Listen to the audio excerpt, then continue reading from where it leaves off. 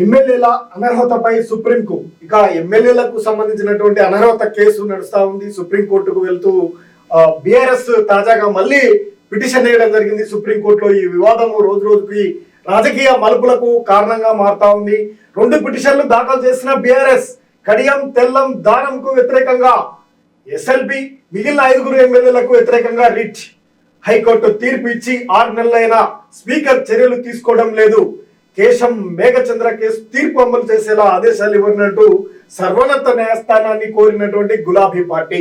ఇక BRS party ఇప్పుడు కోర్టులో మెట్లు ఎక్కుతా ఉంది. బీఆర్ఎస్ కు సంబంధించినటువంటి ఎమ్మెల్యేలు కాంగ్రెస్ పార్టీలో చేరడంతో ఇది చట్ట వ్యతిరేకమైనటువంటి చర్యగా దీన్ని పరిగిస్తూ వారిపైన అనర్హత వేటు వేయాలంటూ చెప్తా ఉంది.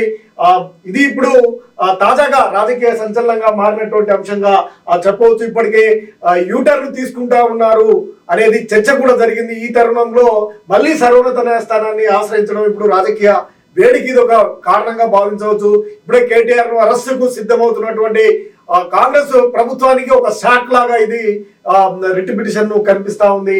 ఇప్పుడు పొలిటికల్ వ్యవహారం అంతా ఇప్పుడు కోర్టుల చుట్టూ న్యాయస్థానాల వైపే చూస్తుందని చూడొచ్చు. న్యాయస్థానాలనే వేదికగా రాజకీయాన్ని కదుపుతా ఉన్నారు ఈ రాజకీయ నాయకులు. ఇప్పుడు అందులో భాగంగానే సుప్రీంకోర్టును ఆశ్రయించింది.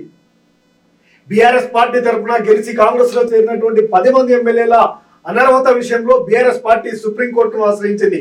హైకోర్టు తీర్పు ఇచ్చి 6 నెలలైనా ఇప్పటి వరకు కడియం శ్రీహరి, తెల్ల వెంకట్రావు, దానం నాగేంద్రలపై స్పీకర్ చర్యలు తీసుకోవడం లేదంటూ బీఆర్ఎస్ సుప్రీంకోర్టులో స్పెషల్ లీవ్ పిటిషన్ ఎస్ఎల్పి దాఖలు చేసింది. మిగిలిన 7 ఎమ్మెల్యేలు పోచారం శ్రీనివాస్ రెడ్డి, కాళే యాదయ్య, అరకపూడి గాంధీ, డాక్టర్ సంజయ్, ప్రకాష్ గౌడ్, మహిపాల్ రెడ్డి, కృష్ణమోహన్ రెడ్డిలకు వ్యతిరేకంగా రిట్ పిటిషన్ దాఖలు చేసింది. పార్టీ ఫిరాయించినటువంటి ఎమ్మెల్యేలపై చర్యలు తీసుకోవాలని హైకోర్టు తీర్పిచ్చి నెలలు గడుస్తున్న స్పీకర్ ఎటువంటి చర్యలు తీసుకోవడం లేదని, కనీసం నోటీస్ కూడా ఇవ్వడం లేదని కోర్టు దృష్టికి తీసుకెళ్లింది. బీఆర్ఎస్ అనేక అంశాలను కూడా ప్రస్తావిస్తా ఉంది. 4 వారాల్లో స్పీకర్ నిర్ణయం తీసుకునేలా ఆదేశాలు ఇవ్వాలని కూడా కోర్టును కోరింది బీఆర్ఎస్ రివర్స్ అటాక్. ఇక బీఆర్ఎస్ రివర్స్ అటాక్ కు కనిపిస్తా ఉంది. ఎమ్మెల్యేల అనర్హత అంశాన్ని సుప్రీంకోర్టులో బీఆర్ఎస్ సవాల్ చేయగా అంత ముందుకు మాజీ మంత్రి హరీష్ రావు ఢిల్లీలో లీగల్ టీమ్ తో సమావేశమయ్యారు. ఈ క్రమంలో గతంలో 3 ఎమ్మెల్యేల పైన పోరాటం చేయగా ఈసారి మిగతా 7 కూడా రిట్ పిటిషన్ దాఖలు చేయడం హాట్ టాపిక్ అయింది. ప్రస్తుతం రాష్ట్ర రాజకీయాల్లో ఫార్ములా ఈ కార్ రేస్ కేసులో అధికార పక్ష బీఆర్ఎస్ ను గందరగోళంకు నెట్టిందని చర్చ కూడా జరుగుతుంది. ఓవైపు ఏసీబీ, మరోవైపు ఈడీ దర్యాప్తుతో ఏం జరుగుతుందనే అలజడి కూడా నెలకొన్నటువంటి ఇటువంటి తరుణంలో తమను కాంగ్రెస్ ను ఇరుకున పెట్టేలా బీఆర్ఎస్ వ్యూహాత్మకంగా రివర్స్ అటాక్ కు ప్లాన్ చేసిందనే చర్చ కూడా జరుగుతా ఉంది. నిన్న సాయంత్రం హరీష్ రావు ఢిల్లీకి వెళ్లి అక్కడ న్యాయ నిపుణులతో చర్చించి వాళ్ళ సుప్రీంకోర్టులో పిటిషన్లు దాఖలు చేశారు. దీంతో కాంగ్రెస్ పార్టీ వైపు ఫార్ములా ఈ రేస్ కేసు బీఆర్ఎస్ ఎమ్మెల్యేల అనర్హత వేటు విషయం ఎవరిది పై చేయి కాబోతున్నదనే ఇప్పుడు ఆసక్తికరంగా మారినటువంటి అంశంగా చెప్పుకోవచ్చు. 2 కూడా ఇటు బీఆర్ఎస్ నాయకుడైనటువంటి కేటీఆర్ పైన ఈడీ దాడి చేస్తా ఉంది, ప్రశ్నల వర్షం కురిపిస్తా ఉంది. వారిని తప్పకుండా అరెస్ట్ చేశారనే వ్యూహాత్మకమైనటువంటి మలుపు కూడా తిరుగుతా ఉంది. ఇప్పుడు రెండోసారి కూడా ఈ రోజు ప్రశ్నిస్తా ఉంది.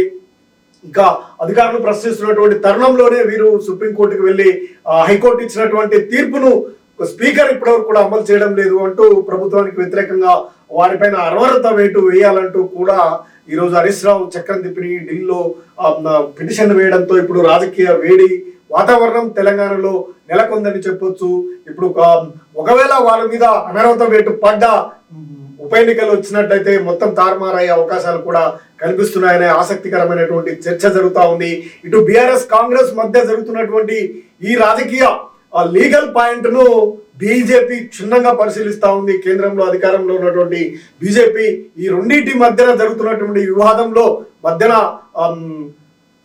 ఆసక్తిగా గమనిస్తా ఉంది. రాజకీయ పరిణామాలు ఎటువైపు తిప్పాలనే అడుగులో బీజేపీ వ్యూహాత్మకంగా చూస్తుందనేది కూడా చెప్పొచ్చు.